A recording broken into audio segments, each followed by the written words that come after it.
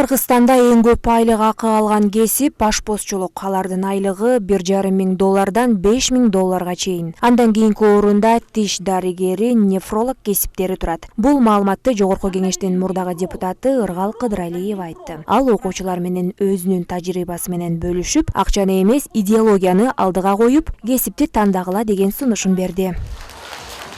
Поварлык, электросварщик, куруучулук, жол куруучулук кесиптерин менен таанышып, алардын айлык маяналары канча, бүгүнкү күндө чет мамлекетке ушул кесиптер боюнча талаптар барбы, ошолорго чейин карап таанышып чыкканга аракет кылдым. Булар боюнча биз балдарга маалыматтарды бердик.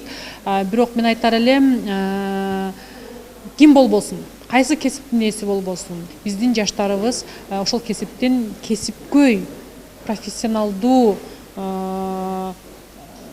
эмгекчил ээси боло турган болсо, алар кор болбойт.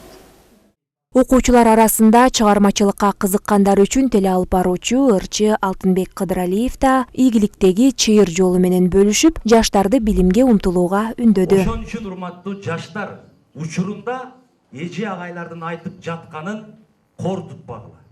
Окуучулар, чыгармачылыкка кызыккан жаштар, Кудайым буйруса, сиздер ошол жакты тандасаңыздар, өзүңүздөр эмнеге шыктуусуздар, кайсыл жагына таланттуусуздар, өзүңүздөрдүн оюңуздардан эч тартынбай ошол багытты тандаңыздар. Тренингтин алкагында окуучулар дагы пайдалуу маалымат алып, спикерлерге суроолорун байма-бай берип, активдүү катышышты. Окуучулар ыраазычылыгын концерттик программа менен билдиришти.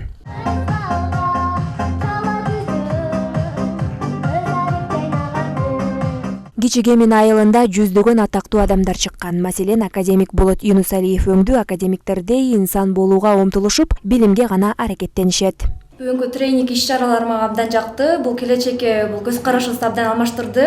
Жана бул мен келечекте өзүмдүн кесибимди тандай алганым, жана туура кесипти тандайм деп ишенем. Бизге да ушул тренинг абдан жакты. Ушул тренингден соң мен окууга болгон көз карашым өзгөрдү. Болочоктогу окуумду тандай алдым деп ишенем, келечектеги өзүмө пайдалуу окуумду.